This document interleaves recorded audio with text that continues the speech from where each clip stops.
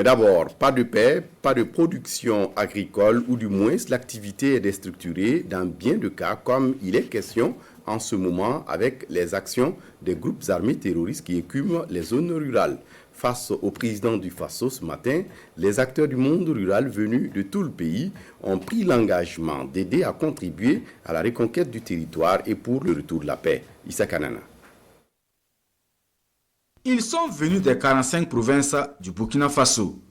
Ces acteurs du monde rural sont en concertation avec le chef de l'État.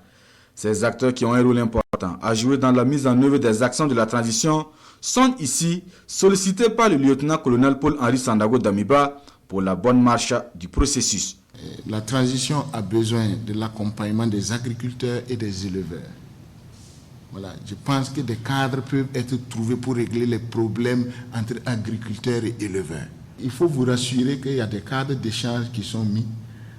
Il y a des discussions qui sont en cours pour examiner un peu les nouvelles orientations que nous devons avoir dans ces aspects-là. Comment faire pour améliorer la formation des producteurs? Comment faire pour augmenter la productivité? Comment faire pour réguler les différents secteurs du monde rural? L'agriculture et l'élevage sont les secteurs les plus éprouvés par la crise sécuritaire.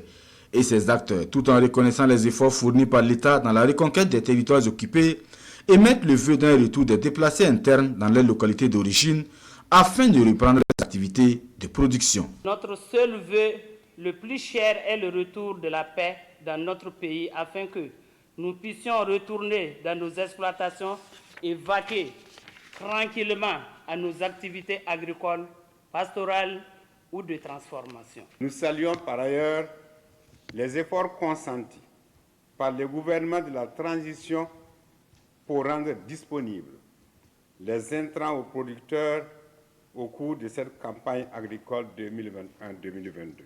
Cette rencontre d'échange entre le président du Faso et les acteurs du secteur agro-silvo-pastoral s'inscrit en droite ligne des actions de concertation initiées par le président Damiba avec l'ensemble des forces vives de la nation. Et tour à tour, représentants de la Confédération paysanne du Faso, des chambres régionales d'agriculture et autres acteurs du monde rural, tous traduisent ici leur ferme volonté et leur engagement à accompagner le gouvernement de la transition dans sa marche pour la sécurisation du territoire et pour le retour de la paix au Burkina Faso.